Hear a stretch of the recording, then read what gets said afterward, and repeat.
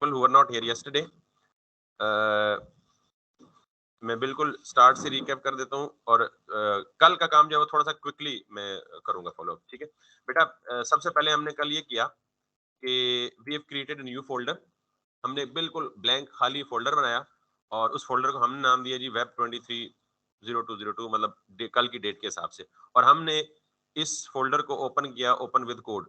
और जिनको नहीं पता ओपन विद कोड किया, आपने फर्स्ट टाइम अपने सिस्टम में विजुअल स्टूडियो कोड इंस्टॉल करना है। आप सिंपली गूगल पे लिखेंगे वीएस कोड और आपके सामने ये आ जाएगा इस तरह का आइकन। इसको याद रख लें, याद रखिएगा। एक होता है विजुअल स्टूडियो और एक होता है visual Studio code. Visual studio किसी ने डाउनलोड या इंस्टॉल नहीं करना, वो बहुत हैवी सॉफ्टवेयर है, वो गेमिंग और बड़े कॉम्प्लेक्स बड़े हैवी कामों के लिए इस्तेमाल होता है। तो विजुअल स्टूडियो नहीं, विजुअल स्टूडियो कोड, ठीक है। ये आपको इस तरह की इसकी विंडो या शक्ल नजर आएगी, आप इसे डाउनलोड कर लें। ये सेटअप बिल्कुल एक्जी सेटअप आपके सिस्टम में डाउनलोड हो जाएगा। उसे डबल क्लिक करके नेक्स्ट नेक्स्ट नेक्स्ट जो इंस्टॉलेशन डिफॉल्ट विजार्ड है उसको इंस्टॉल कर लेंगे, ठीक है। वंस इंस्टॉल्ड तो आपके सिस्टम पे ये राइट क्लिक करेंगे तो ओपन विद कोड आ जाएगा, ठीक है। जिसके सिस्टम पे ये ओपन विद कोड, इसको हम कहते हैं कॉन्टेक्स्ट मेन्यू। इसको हम क्या कहते हैं? ये जो राइट क्लिक करके ओपन करते हैं ना, इसको कॉन्टेक्स्ट मेन्यू कहते हैं। तो जिसका विजुअल स्टूडियो कोड का ऑप्शन कॉन्टेक्स्ट मेन्यू में नहीं आता, उसे परेशान होने की जरूरत नहीं है, कोई बात नहीं। ये कैसे आता है? आप इंस्टॉलेशन के आखिरी स्टेप पे ना 3 या 4 चेक बॉक्सेस मिलते हैं, आप उन सारे चेक बॉक्सेस को चेक करेंगे तब ये यहाँ आएगा। अगर नहीं भी आता, still you are good to go. आप स्टार्ट मेन्यू पे जाएं और यहाँ पे वीआईएस लिखेंगे तो खुद ब खुद यहाँ पे पॉपुलेट हो जाएगा और आप इसे यहाँ पे क्लिक करके ओपन कर सकते हैं। बहरहाल I will be doing it like that. तो बेटा दो काम, पहले मैंने एक फोल्डर क्रिएट किया, उससे भी पहले मैंने वीएस कोड इंस्टॉल कर लिया। अब मैंने राइट क्लिक किया और इसे ओपन कर लिया जी वीएस कोड के अंदर। अब जब मैंने इंस्टॉल किया तो जो पहला काम किया ना मैंने, वो ये किया कि let me delete this file and very quickly, ठीक है। वैसे आपको रिकॉर्डिंग मिल जाएगी, अगर ये समझ नहीं भी आती तो उसमें परेशानी होगी। पहला काम मैंने किया, मैंने कहा जी ये जो आपको पैनल नजर आ रहा है ना लेफ्ट साइड पे, इसको हम कहते हैं एक्सप्लोरर और इसका पूरा नाम है प्रोजेक्ट एक्सप्लोरर, बिकॉज एक विंडो एक्सप्लोरर भी होता है, ठीक है। इस एक्सप्लोरर को यहाँ से कोलैप्स और एक्सपैंड किया जा सकता है। यहाँ बनाते हैं, यहाँ खुलती है, कैसे अभी बताता हूँ। दूसरा काम हमने ये किया जी कि यहाँ ये जो थोड़ा सा एक मेटाफोरिक आइकन बना हुआ है ना, इस आइकन को हम कहते हैं जी, ऊपर हवर करेंगे तो टूल टिप में दे देगा न्यू फाइल। इस पर आप क्लिक करें तो सबसे पहली फाइल आपने बनानी है index.html। आपने हमेशा वेब के लिए जो भी फाइल क्रिएट करनी है उसकी एक्सटेंशन .html देनी है, नाम आप कुछ भी दे सकते हैं, ठीक है। जो ही मैं एंटर करूंगा तो यही फाइल यहाँ पे राइट साइड पे ओपन हो जाएगी। आप इसे ओपन एंड क्लोज इजीली कर सकते हैं, ठीक है।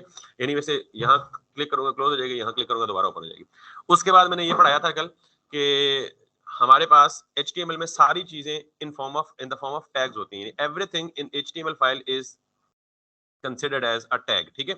और टैग की कन्वेंशन है कि anything that is written in the angle brackets, ये जो लेस देन और ग्रेटर देन का साइन का कल मैंने सिखाया था, एंगल ब्रैकेट्स को बोलते हैं। Anything that is written inside it is called as tags.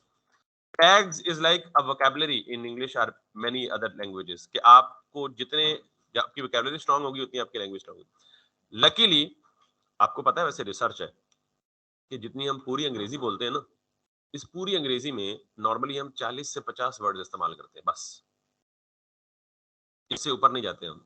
कोई बहुत बड़ा अंग्रेज दान भी हो ना, तो वो भी मैक्सिमम 50 वर्ड इस्तेमाल करता है पूरी अंग्रेजी में, और वही वर्ड रीयूज हो रहे होते हैं बार बार, अगर आप कभी फोकस करें। और ये मैं वैसे नहीं कह रहा, ये फैक्चुअल बात कर रहा हूँ। बिल्कुल इसी तरह अगर आप सोच रहे होंगे यार ये टैग्स, और पहले तो ये जानना कि टैग्स क्या होते हैं और फिर इतने ज्यादा टैग्स को जुबानी याद करना पड़ेगा, तो no, that's not at all. आपको सिर्फ 15 से 20 टैग्स याद करने हैं, बल्कि 20 भी नहीं होंगे, शायद 15 या 16 टैग्स होंगे जो आपको याद करने होंगे। और वो भी आपको याद नहीं करने होंगे, जब आप एक दफा यूज करेंगे आपके फिंगर टिप्स पे हो जाएंगे। आपको नहीं पता पैराग्राफ क्या होता है, कल मैंने पढ़ा, तो P for paragraph, H for heading. अब हेडिंग के डिफरेंट लेवल्स हैं, H1 से लेके H6 तक, ठीक है। जब हम इसी तरह टेबल बनाएंगे तो टेबल का टैग अलग है, लिस्ट बनाएंगे तो लिस्ट आइटम LI या UL अनऑर्डर्ड लिस्ट टैग अलग है। तो you don't need to worry about that. Only 15 से 20 टैग्स याद करना कोई मुश्किल नहीं है, एक दिन में याद हो सकते हैं। एनीवेज, सो हमने कहा था जी जो कुछ भी लिखेंगे वो हम एंगल ब्रैकेट्स में लिखेंगे, और एंगल ब्रैकेट्स में लिखी जाने वाली चीज को हम कहते हैं टैग। टैग्स दो तरह के होते हैं, पेयर्ड और अनपेयर्ड। नॉर्मल ह्यूमन लाइफ की तरह, ह्यूमन लाइफ यानी हम भी एक खास हद तक अनपेयर्ड होते हैं और एक खास उम्र के बाद हम पेयर्ड हो जाते हैं। Got it? सो टैग्स दो तरह के होते हैं, पेयर्ड और अनपेयर्ड। तो पेयर्ड टैग क्या होते हैं? अगर हम यहाँ पे HTML लिखूं मैं, तो thanks to Visual Studio Code, अगर मैं सिर्फ HTML लिखूंगा, अगर वो वैलिड टैग होगा तो ये उसको क्या कर देगा, ऑटो कंप्लीट करके खुद ही पेयर बना देगा। और पेयर का मतलब क्या होता है? ये HTML ओपनिंग टैग है और इसके बाद स्लैश के बाद जो टैग है उसे हम क्या कहते हैं? क्लोजिंग टैग कहते हैं, ठीक है जी। और हमने ये कहा था कि टैग्स जितने भी हैं वो पेरेंट चाइल्ड हायरार्की की फॉर्म में होते हैं। पेरेंट चाइल्ड हायरार्की का मतलब में ये है कि एक पेरेंट टैग, रूट टैग होगा या जद्दे अमजद होगा, सबसे बड़ा पेरेंट, उसके अंदर फिर 2 या 3 चाइल्ड होंगे, फिर उनके अंदर नेस्टेड चाइल्ड हो सकते हैं, नेस्टेड नेस्टेड, जिस तरह हम ह्यूमन ट्री ग्रो करता है ना, इसी तरह ये टैग्स भी ग्रो करते हैं। सो स्ट्रेट अवे जब भी मैं एचटीएमएल लिखूंगा ना, तो उसके अंदर मुझे कुछ टैग्स जो है वो जरूरी लिखने होंगे, और मेरे एचटीएमएल के किसी भी डॉक्यूमेंट में ये टैग्स लाजमी होते हैं। ठीक है, पहले एचटीएमएल, उसके अंदर हेड और बॉडी। तो एचटीएमएल पेरेंट है और हेड और बॉडी दोनों जो है वो एचटीएमएल के क्या है, डायरेक्ट चाइल्ड है। इसके बाद मैंने कहा था जी हम हेड के अंदर कुछ भी नहीं करेंगे ज्यादा, ठीक है, यानी हम बाद में आएंगे हेड पे भी, जब हम थोड़ा सा आगे ग्रो कर जाएंगे, तो हम हेड में फिलहाल सिर्फ एक टैग लिखते हैं, विच इज टाइटल। हम ज्यादा काम किस में कर रहे होंगे, बॉडी में कर रहे होंगे। और मैंने कहा था कि जो कुछ भी हम बॉडी में लिखते हैं वो हमें आउटपुट पे दिखता है, ब्राउजर पे दिखता है। ठीक है, कैसे दिखता है देखेंगे कैसे। आप यहाँ इस खाली एरिया पे या इस फाइल के ऊपर इसको सेलेक्ट करके राइट क्लिक करें और इसे करें reveal in file explorer. Reveal का मतलब क्या होता है, अंग्रेजी तो मतलब माशाल्लाह सारों की अच्छी होगी। रिवील का मतलब क्या होता है,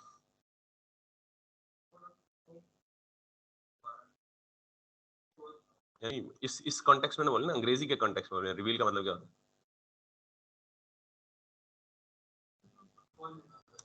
मुनकशिफ करना, किसी राज का अफशा करना, ओपन करना किसी चीज को। मतलब almighty Allah has revealed many versus of Holi Quran on profit सल्लल्लाहु अलैहि वसल्लम। तो रिवील का मतलब क्या है, किसी चीज को, किसी राज को खोलना, किसी ठीक है। तो रिवील इन एक्सप्लोरर का मतलब इसे एक्सप्लोरर में ओपन करें, फाइल एक्सप्लोरर ही होता है।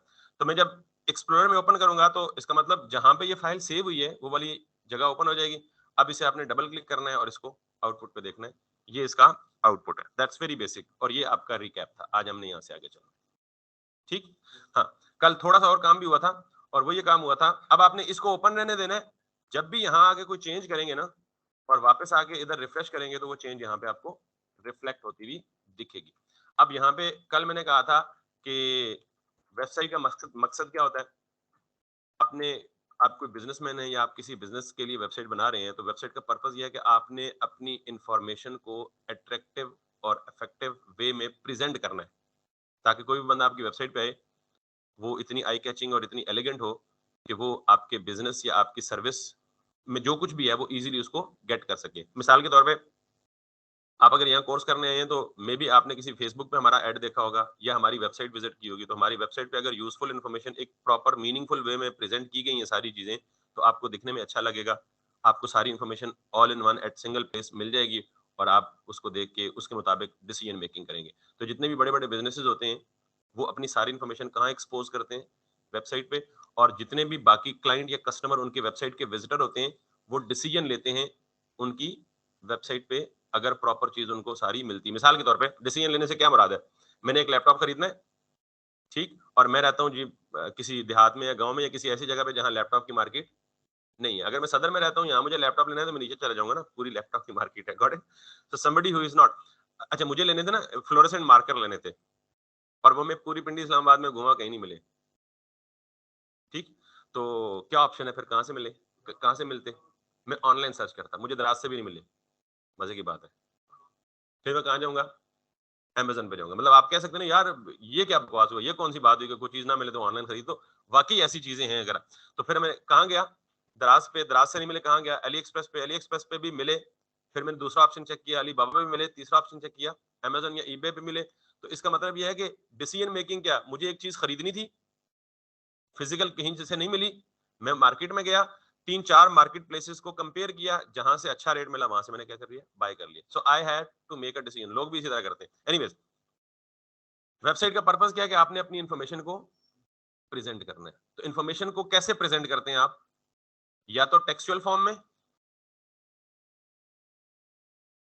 इंफॉर्मेशन को कैसे प्रेजेंट करते हैं आप, अली एक्सप्रेस से मैंने कोई चीज खरीदनी है, अगर मैं ये वेबसाइट खोलूं और यहाँ पे प्रॉपर मुझे उस प्रोडक्ट की लिस्टिंग ना मिले जो मुझे चाहिए, तो क्या मैं खरीदूंगा, यहाँ डिसीजन लूंगा, नहीं, फिर किसी और वेबसाइट पे चले जाऊंगा। एनीवेज, तो यहाँ पे देखें, जिसने भी इंफॉर्मेशन प्रेजेंट की हुई है प्रॉपर अंदाज में की हुई है। इंफॉर्मेशन कितनी शक्लों में प्रेजेंट हो सकती है, टेक्सचुअल फॉर्म में, इमेज की फॉर्म में, वीडियो की फॉर्म में, और किसमें, लिस्ट की फॉर्म में, टेबल की फॉर्म में। डू शेयर, मतलब आपके जहन में कोई आइडिया है बात, और कोई फॉर्म इंफॉर्मेशन की, स्लाइड्स की फॉर्म में, वो भी इमेजेस स्लाइडिंग फॉर्म में, और या इन सारों का मिक्सचर, मैप्स की फॉर्म में, गूगल मैप कभी कहीं जाना हो तो नेविगेट करते हैं ना, मैप्स की फॉर्म में, या इन सारों का मिक्सचर।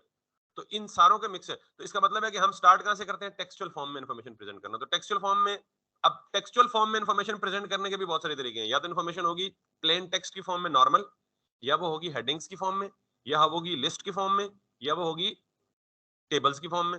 ये सारे काम कौन से हैं, टेक्सचुअल फॉर्म में। तो हम इमेजेस की बात तरफ बाद में जाएंगे, पहले तो अगर हमें सिंपली प्लेन टेक्स्ट फॉर्म में इंफॉर्मेशन को प्रेजेंट करना है तो हम उसे किसमें लिखते हैं, पी के टैग में।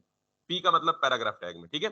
और हमने ये भी पढ़ा था कि हमारे पास लॉरम का सैंपल टैग होता है जिसमें हम सिर्फ टेक्स्ट फॉर्म की इंफॉर्मेशन को प्रेजेंट करते हैं, दैट्स व्हाट इमेजिन। और अगर हम वहां पे वापस आते हैं, मैं क्विकली स्विच करता हूं between the screens, alt tab press करके।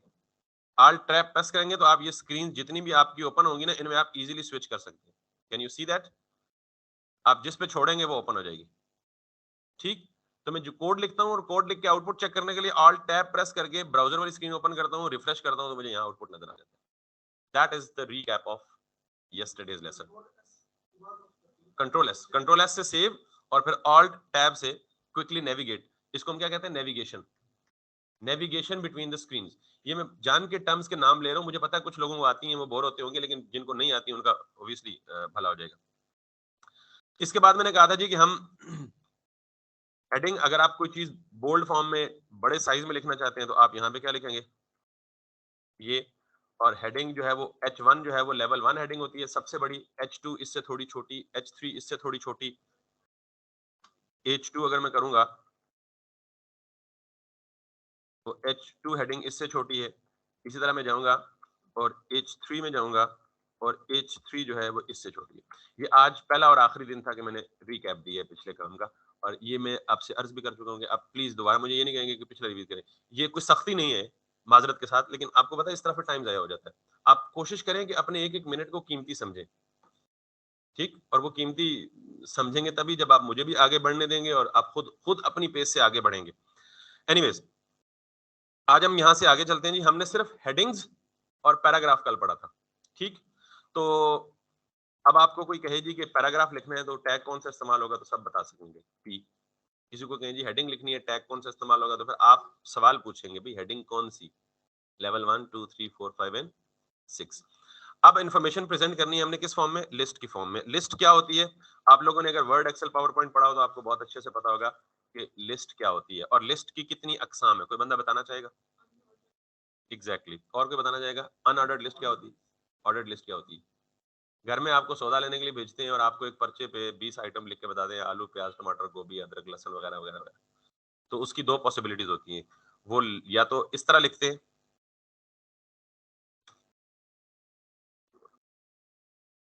आलू हो गया, प्याज हो गया, ठीक है। एक सूरत तो यह है कि वो इस तरह लिख दें,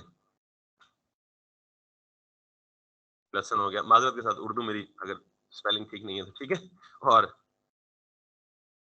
ये टमाटर हो गया, कुछ भी। तो ये एक लिस्ट है, लेकिन ये कहीं किसी साइड से भी लिस्ट लग नहीं रही।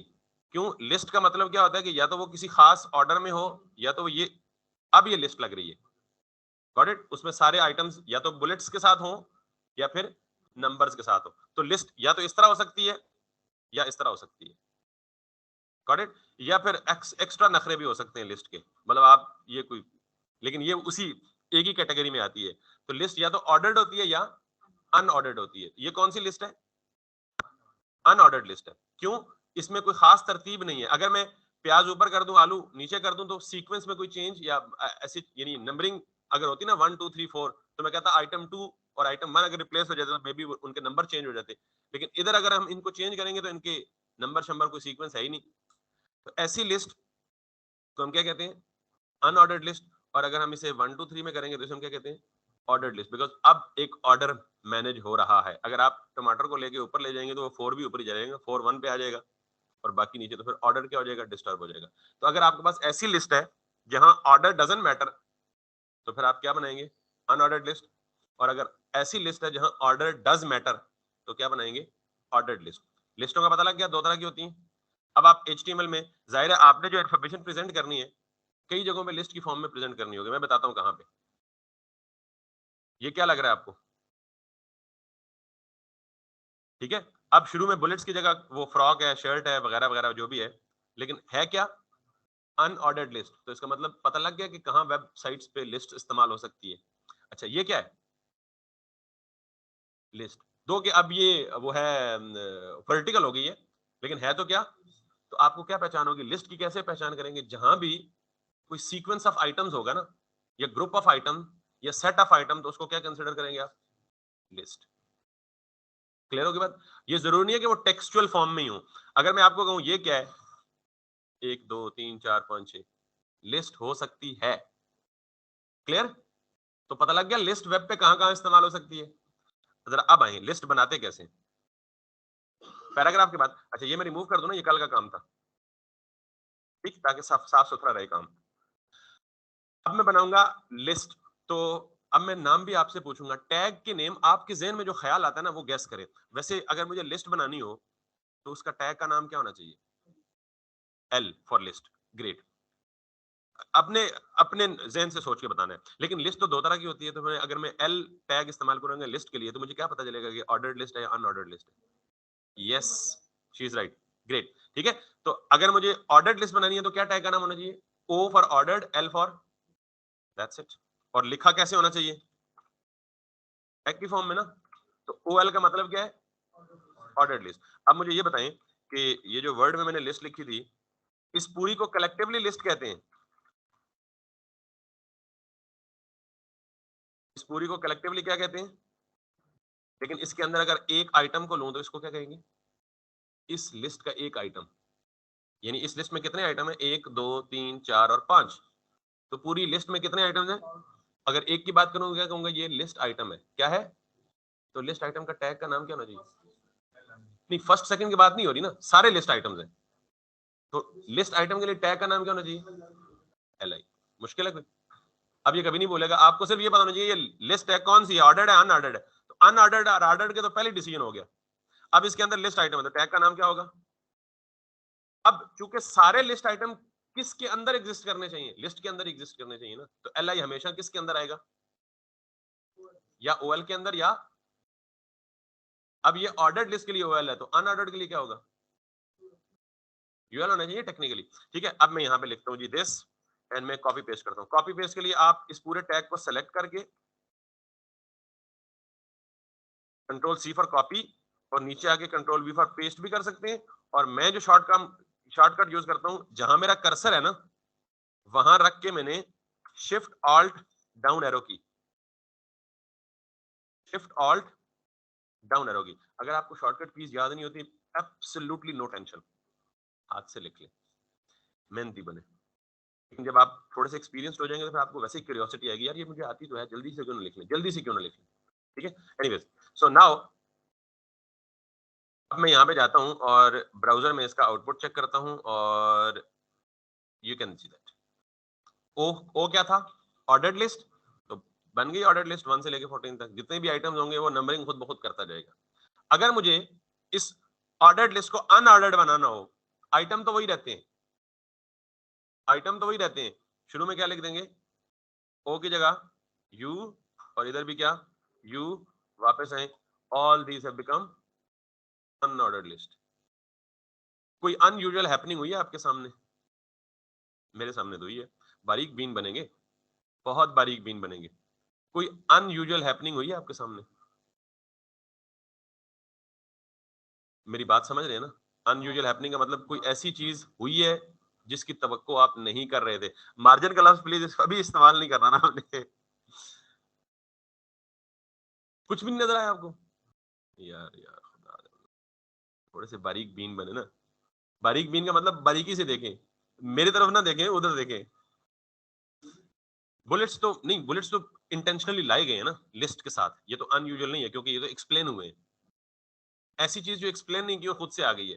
पहली चीज देखें, ये लेफ्ट साइड पे स्पेस देख रहे हैं, ये बाकी किसी केस में नहीं आई थी। लिस्ट के साथ ये इतनी सारी स्पेस क्यों आई? अब बारीक बीन का मतलब ये कि आपने एक छोटी छोटी चीज नोट करनी है। ये आई है और क्यों आई है इसके बाद जवाब बाद में दूंगा। अब आपने हर चीज को देखना है कि उसके साथ कुछ चीज आई है या नहीं आई। ठीक है, तो इसका मतलब ये लेफ्ट साइड पे एक स्पेस आ गई है।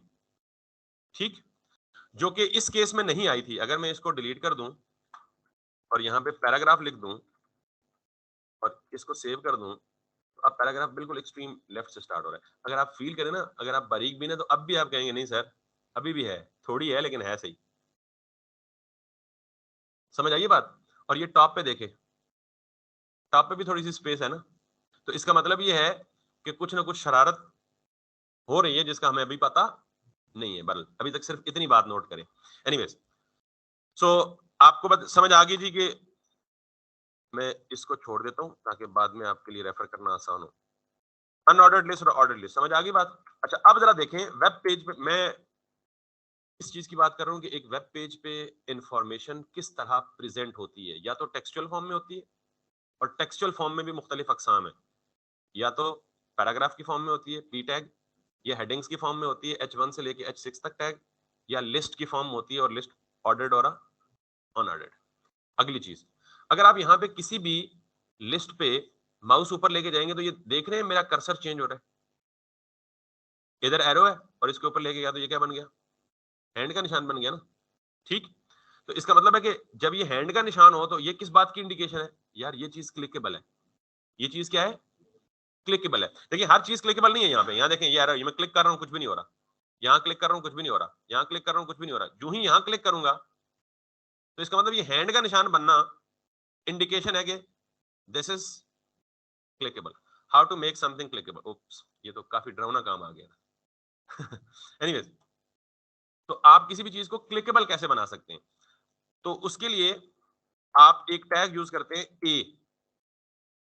A for anchor. वैसे एंकर का क्या मतलब होता है अंग्रेजी में? एनी वॉलंटियर, एंकर का मतलब क्या होता है? अब हंसा खेला करें यार, इतने सीरियस होकर बैठ जाते हैं, मुझे भी बंदा परेशान कर देते हैं यार, पता नहीं कोई समझ भी आ रही है नहीं। एंकर का मतलब क्यों होता है? साफी वाला एंकर से मुराद? अच्छा, सहाफी। ओके, जर्नलिज्म में नहीं उसके, वो तो एंकर का मतलब नहीं बता रहे ना, वो तो एंकर करेक्टर बता रहे हैं साहब। मतलब क्या होता है? And point. अच्छा, किसी हद तक क्लोज है, लेकिन मुझे अभी भी नहीं पता लगा एंड पॉइंट से आप क्या मुराद लेते हैं। जरा आसान अल्फाज में समझा दें। किसमें?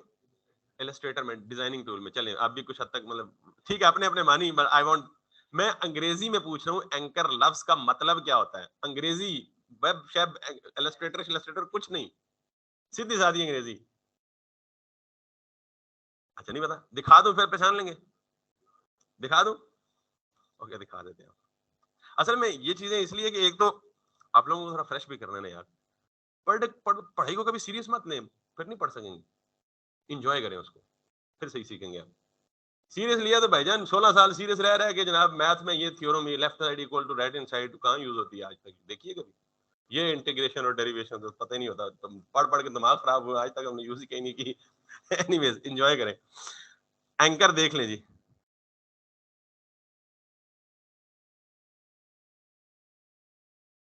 हाँ, एग्जैक्टली exactly। ये किस लिए है? जो शिप जब आप किसी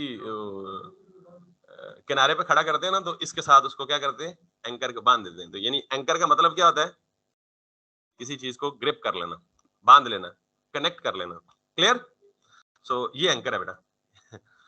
तो अब जरा मुझे बताएं कि ये एंकर, एंकर टैग जो है ना,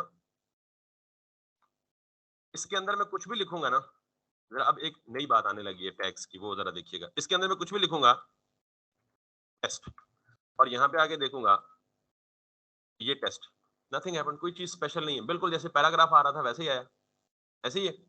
तो मैंने कहा एंकर का मकसद क्या है? कि ये किसी चीज को आपस में क्या करता है? लिंक कर देता है। किसी चीज को क्या करता है?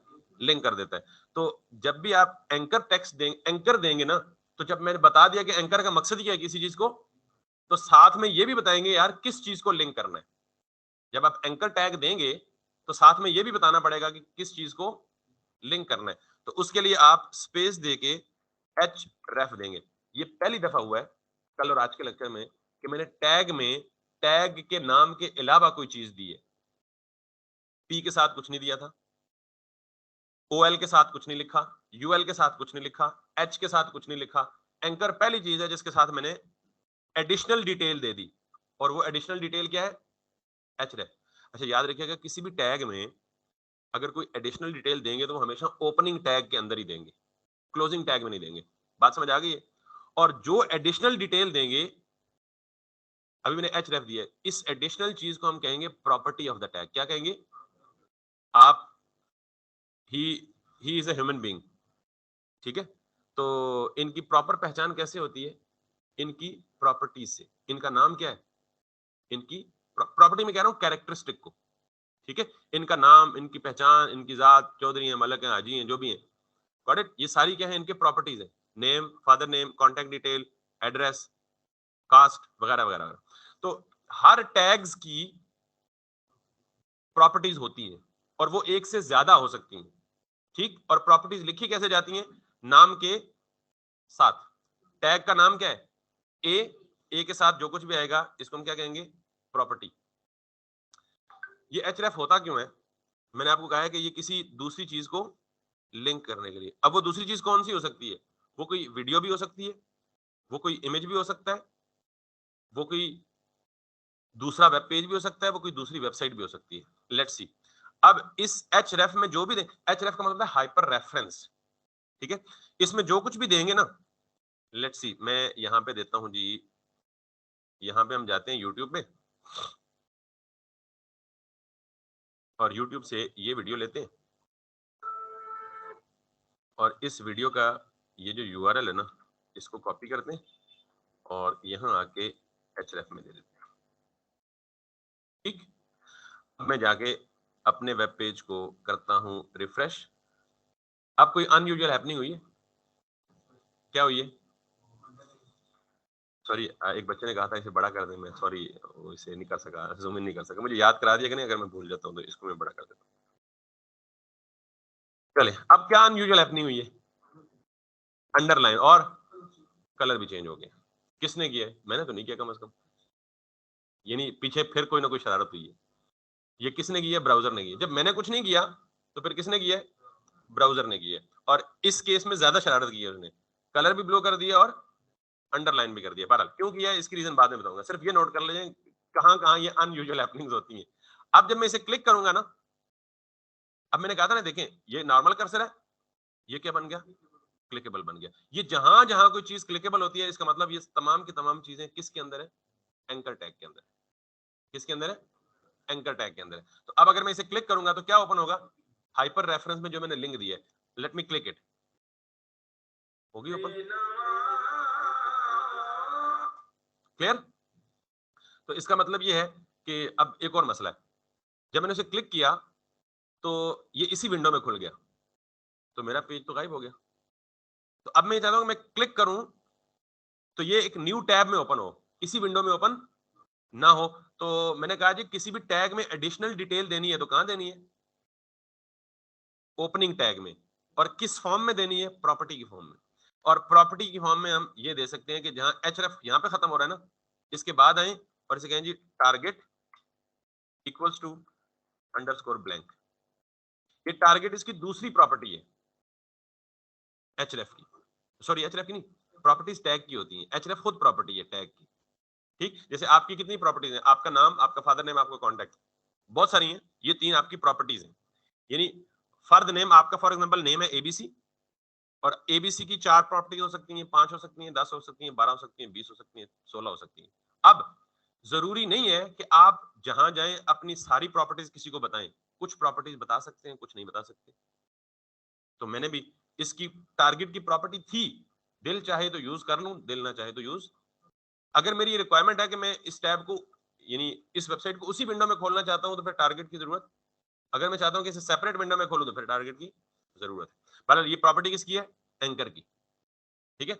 अब मैं ओपन करता हूं, अब देखिएगा ये वेबसाइट एज इट इज रहेगी, लेकिन जो लिंक होगा वो एक सेकंड टैब में खुलेगा। और फिर ये बिहेवियर देख लेंगे जब मैं इसके ऊपर जाता हूं तो और बढ़ेगा। एनीवेज, हम पढ़ रहे हैं फिलहाल टैग्स को, ठीक है? तो हमने कितने टैग्स पढ़ लिए जी? H1 से H6 तक। पैराग्राफ टैग, हाइपर रेफरेंस यानी sorry anchor tag, unordered list, ordered list, list item. यहां तक बात क्लियर हो गई है? अच्छा, अगली चीज देखें, आप किसी भी वेबसाइट पे और किस किस्म की इंफॉर्मेशन नजर आ रही है आपको? इमेजेस नजर आ रहे हैं, ठीक। इसके अलावा पहले कोई बेसिक चीज है तो हम और भी देख लेते हैं। चलें इमेजेस कर लेते हैं। अब आपको ये भी पता लग गया जी कि प्रॉपर्टीज क्या होती हैं, टैग की प्रॉपर्टीज क्या होती हैं। अब मुझे कोई बंदा बताएगा वॉलंटरीली, जरूरी नहीं है कि आपका जवाब सही हो, गलत भी हो सकता है, कोई मसला नहीं, फील फ्री, चिल मारे। इमेज के लिए कौन सा टैग इस्तेमाल करूं? IMG। कितने लोग कहते हैं IMG होना चाहिए और कितने लोग कहते हैं पूरा इमेज होना चाहिए? IMG। और पूरा इमेज, बाकी कहते हैं पूरा इमेज होना चाहिए। ठीक है, तो IMG टैग है। ठीक है, आप कहेंगे सर पूरा इमेज क्यों नहीं है? तो अब ये जिन्होंने HTML बनाई है उन्होंने कोशिश की है कि यार नाम जो है वो बहुत लंबे भी ना हो, यानी उतने नाम रखें जो मीनिंग कन्वे कर सके। ठीक है, तो इमेज जब भी आपने लगाना होगा ना तो आप क्या करेंगे? IMG। अब यहाँ पे ना एक और काम आपको पता लगने लगा है। मैंने शुरू में कहा था टैग्स दो अकसाम के, पेड और पेड का मतलब जोड़ा और अनपेड का मतलब तनहा, खाली, अकेला।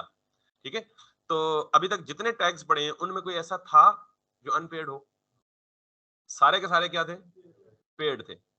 इमेज टैग पहला हम जो पढ़ रहे हैं IMG, अगर मैं सिर्फ IMG लिखूंगा ना और एंटर प्रेस करूंगा तो ये सोर्स और ऑल्ट क्या है?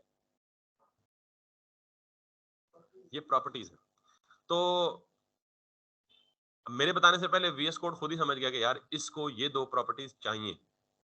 यानी कुछ चीजें ऐसी हैं जो जिनके लिए एटलीस्ट एक या दो प्रॉपर्टीज मस्ट है, उसके बगैर उसकी एग्जिस्टेंस पॉसिबल ही नहीं। अब न्यूली बॉर्न बेबी हो, क्या वो बगैर नाम के एग्जिस्ट कर सकते हैं? ज्यादा से ज्यादा 5 दिन एग्जिस्ट करेगा, 10 दिन एग्जिस्ट करेगा, लेकिन उसकी आइडेंटिटी के लिए लाजमी है कि उसको कोई ना कोई प्रॉपर्टी दी जाए। और पहली प्रॉपर्टी न्यूली बॉर्न बेबी को कौन सी दी जाती है? नहीं, नाम तो नहीं दिया जाता। काका, चलो ये काका समझ लीजिए, एक ये भी बेस्ट है। ठीक है, दैट्स अ गुड फन। और ये भी प्रॉपर्टी तो नहीं है ना, ये तो मतलब यूं समझें कि जब तक उसकी कोई प्रॉपर्टी नहीं है तो तब तक उसको काका कहा जा रहा है। तो जेंडर तो कुछ चीजें ना जो इनबिल्ट नेचुरली होती है, नेचुरली इंस्टिंक्ट है। जेंडर तो नेचुरली डिसाइड होता है ना, हम नहीं एसोसिएट करते। ठीक है, तो पहली चीज वो हॉस्पिटल वाले को नंबर असाइन करते हैं उसको। Got it? आपने बोला था पहले। तो वो बेसिकली पहली प्रॉपर्टी होती है। फिर 2 4 6 10 12 दिन बाद पेरेंट्स नाम डिसाइड करते हैं, ये दूसरी प्रॉपर्टी होती है। तो प्रॉपर्टी बेसिकली कुछ होती है जिनके बगैर गुजारा ही नहीं होता, और कुछ प्रॉपर्टी होती है जो इनबिल्ट होती है, जैसे उन्होंने कहा जेंडर, वो पहचान की प्रॉपर्टी है और कुदरत की तरफ से वो होती है। तो आप यूं समझ लें कि इमेज जो है ये कुछ ऐसी प्रॉपर्टी के साथ आता है जिसके बगैर इसकी एग्जिस्टेंस मुमकिन ही नहीं है। आपने जब इमेज लिखा तो ये भी तो बताना ना कौन सा इमेज, ये बताना है ना। अच्छा, ये वाला ऑप्शनल है, आप इसको हटा देना। अगर है प्रॉपर्टी इसको दे सकते हैं, लेकिन ये मैंडेटरी है, इसके बगैर इमेज। तो पहली बात जो आपने नोट करनी है कि ये पहला टैग है जिसका पेयर्ड नहीं है, जिसका क्लोजिंग टैग नहीं है। तो याद रखिए कि जो भी टैग ऐसा हो जो पेयर्ड नहीं है तो उसको आप यहीं पे क्लोज कर दिया करें। इसको हम कहते हैं सेल्फ क्लोजिंग टैग। क्या कहते हैं? ये ना भी करें तो कोई मसला नहीं, HTML माइंड नहीं करता, लेकिन बेहतर है कि आप ये कर दें। तो ये अनपेड है। अब अगर मैं यहां पे जाऊंगा ना तो मुझे कुछ भी नहीं दिखेगा, बिकॉज के उसकी एक सोर्स का एट्रीब्यूट प्रॉपर्टी थी जिसके बगैर उसकी एग्जिस्टेंस मुमकिन। तो सोर्स का मतलब क्या है कि आप यहां उस इमेज का सोर्स दें। सोर्स का मतलब पता है ना, ओरिजिन, मंबा। उर्दू में मंबा है, लेकिन उर्दू की बजाय आप अंग्रेजी में ज्यादा आसानी से समझ जाएंगे। ठीक है, ओरिजिन, आना कहां से इमेज ने। ठीक है, तो यहां सोर्स में मैं इमेज का पाथ देता हूं। क्या देता हूं? पाथ। अब इमेज कहां से लाऊं? मैं पाथ कैसे कॉपी करता हूं? मैं फॉर एग्जांपल ये इमेज लगाना चाहता हूं। ठीक, अब इसका पाथ कैसे कॉपी करूं? राइट क्लिक करें, कैसे करूं? प्रॉपर्टीज में, फिर ये पाथ है पूरा इसका, एक तरीका।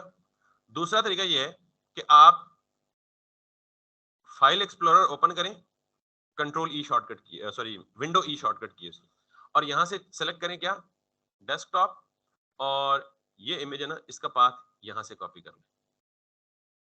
ठीक है, यहां पे आपको पूरा शो नहीं हो रहा, ये भी एक मसला है।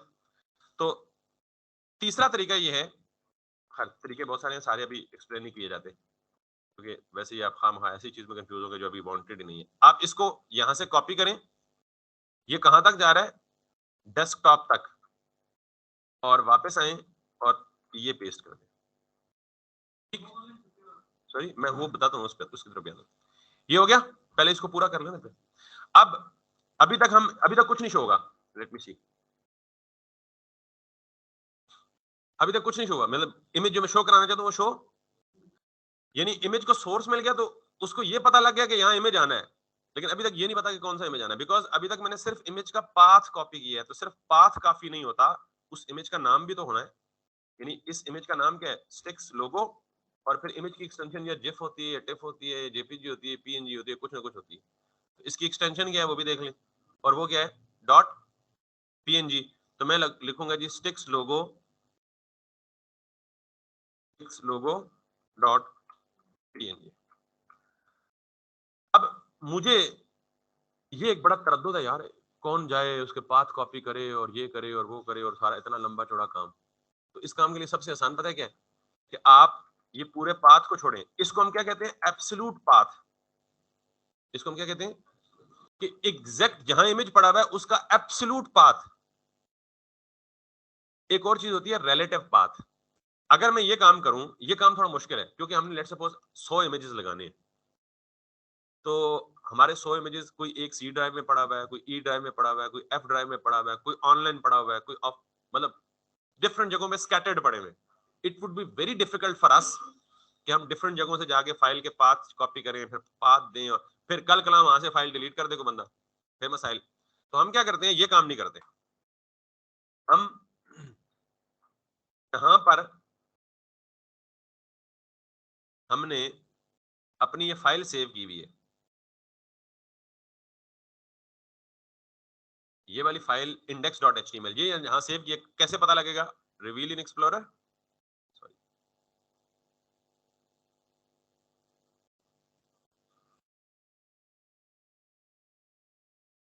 हम जितने इमेज लगाना चाहते हैं ना इस वेबसाइट पे, उनको उठा के इसी फोल्डर के अंदर मूव कर दें, ये सबसे आसान काम है, ठीक। तो मैं क्या करूंगा, मैं डेस्कटॉप पे जाऊंगा, ये इमेज लगाना चाहता हूं तो मैं इसे कॉपी करूंगा और अपने इसके अंदर पेस्ट करूंगा, ठीक। अब इसका फायदा क्या होगा, इसका फायदा ये होगा कि मैं यहाँ पे जाके सोर्स में स्लैश इतना कहूँ, और यहाँ पे मैं जाऊंगा वापस, अच्छा ये फिर नहीं हो रहा, इसका मतलब है कि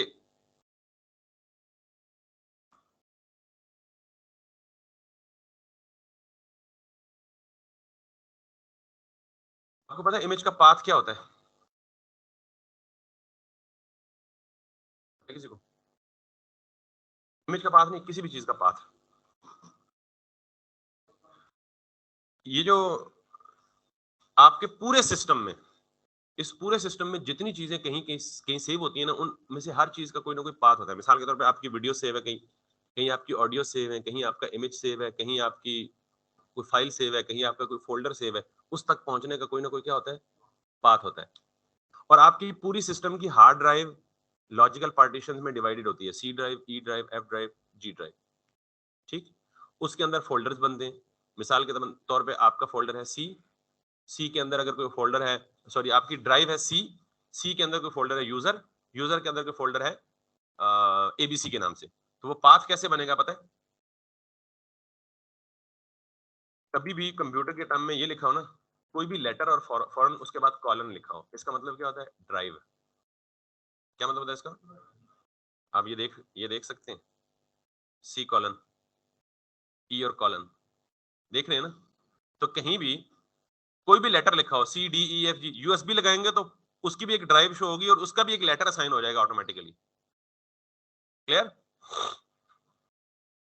M N O P depends. तो सी या कोई भी लेटर फॉलोड बाय कॉलन, ये किसको शो करता है, ड्राइव को। इसके बाद स्लैश हो, स्लैश शो करता है सी के अंदर, स्लैश क्या शो करता है, सी के अंदर। इसके बाद कोई लिखा हो टेस्ट, ये फोल्डर है, सी कॉलन ड्राइव को शो करता है, स्लैश उस ड्राइव के अंदर, और स्लैश के बाद कोई भी नाम लिखा हो वो किसको शो करता है। इसका मतलब अगर मैं इसको पढ़ूं ना तो ये लिखा होगा कि ये सी ड्राइव है, सी ड्राइव के अंदर एक फोल्डर है जिसका नाम टेस्ट है, क्लियर। अगर उसके बाद फिर स्लैश हो तो इसका मतलब फोल्डर के अंदर, इसका मतलब फोल्डर के, स्लैश का मतलब किस लिए होता है, फोल्डर के अंदर मूव करने के लिए। अब अगर इसके अंदर फिर लिखा हो टेस्ट, इसका मतलब क्या है? यानी सी ड्राइव है, उसके अंदर एक टेस्ट नाम का फोल्डर है, उसके अंदर फिर एक टेस्ट नाम का फोल्डर है, उसके अंदर फिर फोल्डर है, और उसके अंदर जब किसी नाम के साथ एक्सटेंशन भी लिखी हो ना डॉट के साथ, तो वो क्या बन जाती है? इस पूरे को हम क्या कहते हैं? पाथ कहते हैं। क्या कहते हैं? किसी फाइल तक पहुंचने का पाथ। पहले ड्राइव लेटर, स्लैश का मतलब उसके अंदर जो भी नाम लिखा होगा फोल्डर। अगर ये टेस्ट डॉट टीएक्स यहां पे होती तो इसका मतलब पता है क्या होता? ड्राइव के अंदर डायरेक्ट फाइल है, कोई फोल्डर नहीं है। Make sense? पाथ समझ में आ गया क्या होता है? अब जरा ये देखिएगा, अगर मैं यहां पे मैंने लिखा था इससे पहले सी कॉलन, मतलब सी के अंदर जाओ, यूजर्स, इसका मतलब सी के अंदर कौन सा फोल्डर है? देख लेते हैं है भी या नहीं है। सी के अंदर है, सी के अंदर यूजर्स के नाम का फोल्डर है, साबित हो गया ना? है। अच्छा, इसके अंदर मैंने क्या कहा था? यहां पे देखें, सी सी के अंदर जाओ, यूजर्स के नाम का फोल्डर है, उसके अंदर जाओ, किस नाम का फोल्डर है? सुपर टैग का नाम का फोल्डर है। देख लेते हैं है या नहीं है। तो मैं सी के अंदर यूजर्स में, इसके अंदर क्या है? इसके अंदर जाओ, तो मैंने कहा जी इसके अंदर एक डेस्कटॉप नाम का फोल्डर है। देख लेते हैं है या नहीं है। सी यूजर सुपर टेक डेस्कटॉप। आज आपको पहली दफा मेरे ख्याल में पता लगा होगा बहुत सारे लोगों को, ये डेस्कटॉप एक फोल्डर का नाम है। ये जो आपको दिख रहा होता है ना, ये एक फोल्डर का नाम है, और ये जितना कुछ है ये उस फोल्डर के अंदर पड़ा हुआ है, और वो फोल्डर का पाथ ये है जो मैं लिख रहा हूँ। ठीक। अब इस डेस्कटॉप के ऊपर कौन सा फोल्डर, कौन सा फाइल पड़ा हुआ? स्टिक्स लोगो। तो अब मैं कहूंगा जी STICS स्टिक्स लोगो डॉट, ये पूरा का पूरा क्या बनता है? पाथ। और ये कौन सा पाथ है? Absolute path. यानी आपने बिल्कुल स्टार्ट से लेके एंड तक उसको पाथ दे दिया। एक काम ये था। दूसरा काम मैंने ये किया कि मैंने कहा नहीं यार, पूरा पाथ कौन देता फिर, आप उस इमेज को अपने इसी फोल्डर में मूव कर लो और सिर्फ ये दे दो। अब इसने काम नहीं किया। इसने काम, बाय द वे ये काम कर लेगा मेरे ख्याल में, वो मैं जब स्लैश दूंगा तब काम नहीं करेगा, क्योंकि ये सारी पॉसिबिलिटी आपको परेशान ना करें। मैंने ये दिया तो उसने काम नहीं किया। ठीक। स्लैश का मतलब क्या होता है? अंदर। वो क्या, किसके अंदर? पीछे कोई फोल्डर ही नहीं है। Got it? स्लैश का मतलब क्या होता है? अंदर। तो पीछे कुछ चीज ही नहीं हो, पूछेगा जी किसके अंदर, कौन से फोल्डर के अंदर, तो उसने काम नहीं किया। ठीक। अब जब मैं ये कहूंगा, आई एम सॉरी ये एरर आया तो मैं इसलिए उधर चला गया, ये चीज बताना भी जरूरी है वरना आप वैसे ही कंफ्यूज होते रहेंगे, लेकिन अगर आपको ये समझ आ गई तो आप सारी जिंदगी के लिए विंडो के पूरे टेक्निकल यूजर बन जाएंगे। आप उसने कहा जी किसके अंदर, तो मैंने लिख दिया जी डॉट। जहां भी फोल्डर या फाइल के पाथ में डॉट लिखा हो, एक डॉट, उसका मतलब है करंट फोल्डर। उसका मतलब क्या होता है? करंट फोल्डर का मतलब जिस फोल्डर के अंदर आप इस वक्त मौजूद है। तो मैं किस फाइल में? इंडेक्स.html। इंडेक्स.html किस फोल्डर के अंदर है? वेब। तो ये डॉट किसको शो करता है? करंट फोल्डर के अंदर, जिसके अंदर हम काम कर रहे हैं। ठीक। तो मैंने लिखा डॉट, डॉट का मतलब क्या है? करंट फोल्डर, स्लैश इसका मतलब क्या है? करंट के अंदर, और आगे क्या लिखा है? स्टिक्स लोगो डॉट png। अब ये काम करेगा। ठीक। बात समझ आ गया? क्लियर? अगर एक ही जगह दो डॉट लिखे हो तो उसका मतलब है करंट से पिछला वाला फोल्डर। खैर उस पर अभी, एनीवेज, इमेज आ गया। सबसे इंपॉर्टेंट बात जो समझना थी आपको ये थी कि इमेज का टैग है, और इमेज के टैग में बेसिकली आपको क्या चाहिए? एक प्रॉपर्टी एटलीस्ट चाहिए, तभी इमेज शो होगा, वरना इमेज शो ही नहीं होगा। अब आप मुझे कहेंगे जी इमेज तो बहुत बड़ा लग रहा है, हमें तो इसको छोटा करना है, इसको लेफ्ट करना है, राइट करना है, बड़ा करना है और छोटा करना है, जो कुछ करना है सारा कुछ कर लेंगे, लेकिन फिलहाल हमें सिर्फ ऑब्वियसली हम टैग्स के बारे में इंट्रोडक्शन पढ़ रहे हैं।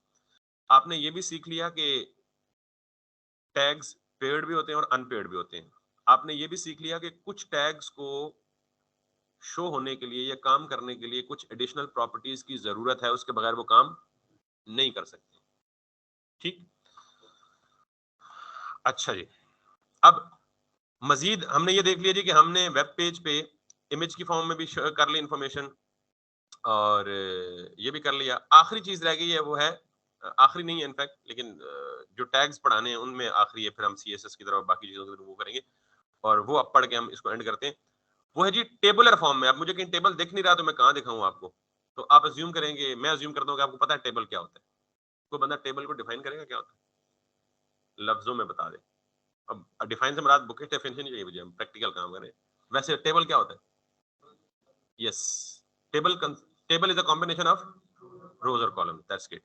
और रोज और कॉलम्स का अगर मैं स्टूडेंट्स को अक्सर समझाता हूँ ना, तो सारे सारे स्टूडेंट में से ना मेजोरिटी सही आंसर देते होते हैं।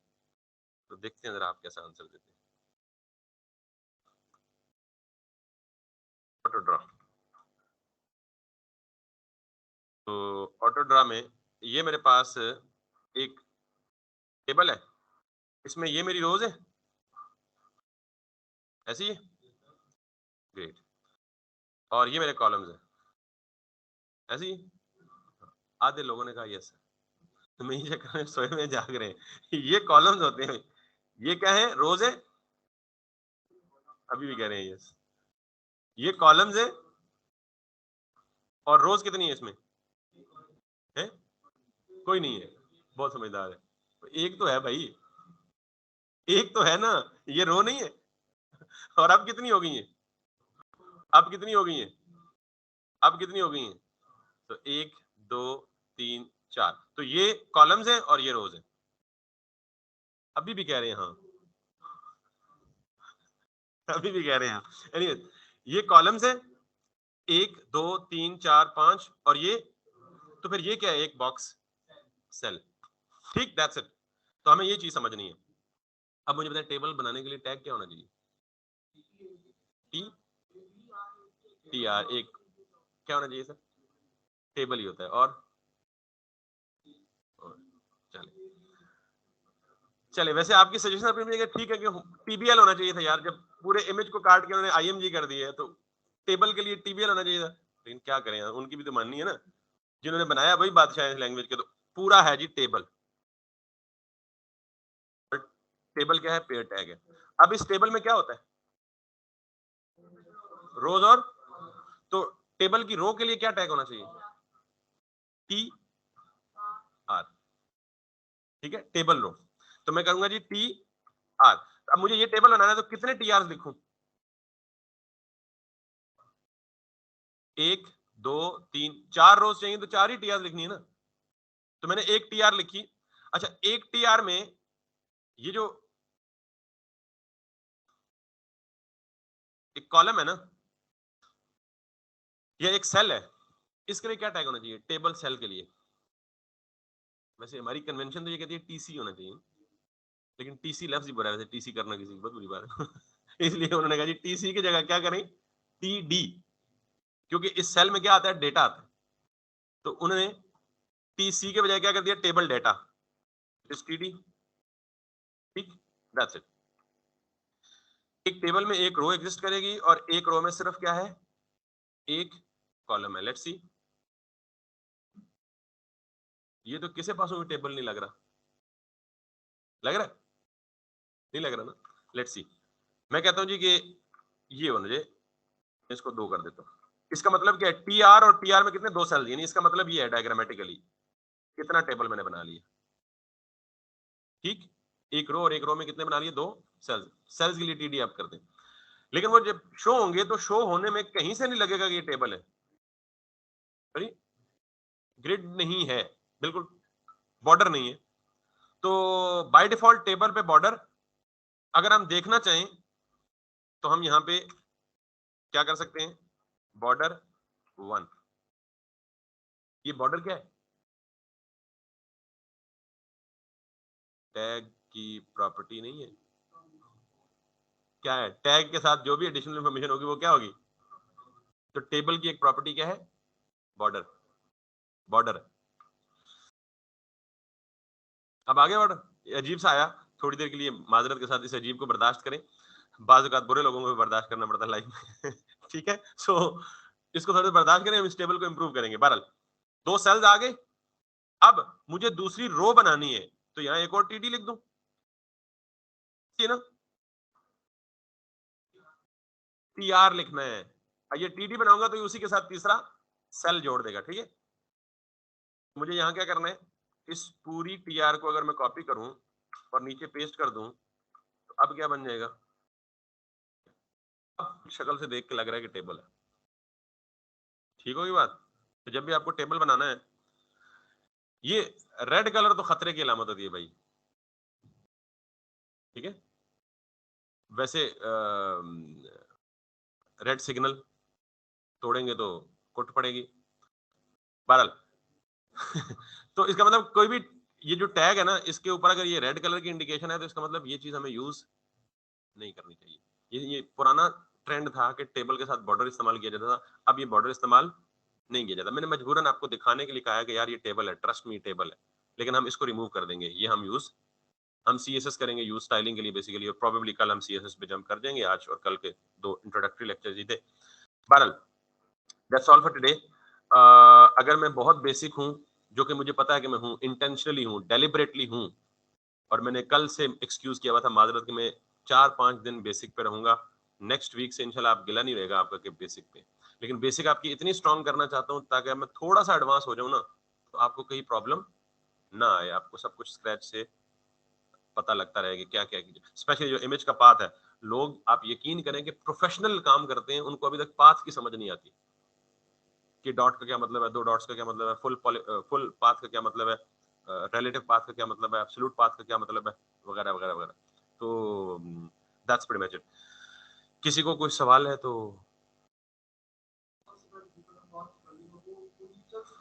बिल्कुल चल सकता है। देखिए पहले मैंने वहीं से कॉपी किया था, और फिर मैंने कहा था यार ये ना हो कि आप कहें यार इन्होंने कॉपी पेस्ट किया, तो मैंने उसकी पूरी डेप्थ में जाके समझाया कि यार ये कॉपी वाला चक्कर ये होता है बेसिकली। तो बिल्कुल वो चल सकता है, और हम ये काम नहीं करेंगे हर दफा पूरा पाथ लिखते हुए। हम सिंपल इमेज को उठाएंगे, अपने फोल्डर में पेस्ट करेंगे और सीधा डॉट लगा के उसके आगे काम शुरू करेंगे।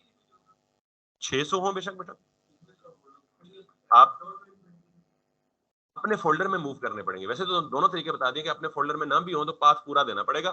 जब अपने फोल्डर में होंगे तो फिर पूरा पाथ देने के बजाय रिलेटिव पाथ देना पड़ेगा, यानी डॉट के आगे। यानी इन्होंने कहा ना 4 इमेजेस हो, 6 हो बेशक, मैंने यही कॉपी पेस्ट कर लिया ना, तो ये कितने आगे, 4 आगे। अब मैं चाहता हूँ हर एक में डिफरेंट इमेज आए, तो मैं क्या करूंगा, सबसे पहले तो मैं बेहतरीन तरीका ये है कि 1 2 3 और 4, ये 4 इमेज कॉपी किए और मैं इन्हें मूव कर दूंगा किधर, अपने फोल्डर में। अच्छा ये जो इन्होंने बात की ना, ये भी बहुत अच्छी बात है। हम अल्टीमेटली वही करेंगे कि आप यहाँ इमेज का एक अलग फोल्डर बना लें, क्योंकि इमेज अभी 4 है, बाद में 400 भी तो हो सकते हैं। तो बेहतर है कि सारे इमेजेस एक फोल्डर में बना लें, ठीक है। सो अभी नहीं फोल्डर बना रहा मैं, ठीक। तो अब आप कहेंगे यार इमेज के नाम इतने बड़े बड़े हैं, तो यार नाम भी चेंज कर लेना, कौन सा अपनी खेती है, कौन सा इधर, इन सबके नाम चेंज कर लें, कोई भी रख लें, 2 3 4 5। अब एक्सटेंशन चेक कर लें, सब कुछ हो रही है, इसकी जेपीजी है, इसकी पीएनजी है, जेपीजी जेपीजी पीएनजी, तो एक्सटेंशन से इमेज पहचाना जाता है, ठीक है। तो मैं 1 लिखूंगा तो साथ जेपीजी एक्सटेंशन लिखूंगा, तो सारे करंट फोल्डर में अब आ गए ना, ठीक है। तो मैं इधर 1 लिखा, साथ में क्या लिख दिया, जेपीजी, और जब 2 लिखा तो साथ में क्या लिखूंगा, पीएनजी। अरे सेम फोल्डर में तो मुझे देखें डॉट से गुजारा चल रहा है, वो पूरा पाथ लिखने की जरूरत नहीं पड़ रही।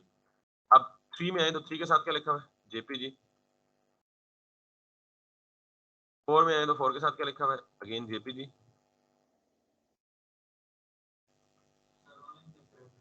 अभी बता देता हूँ।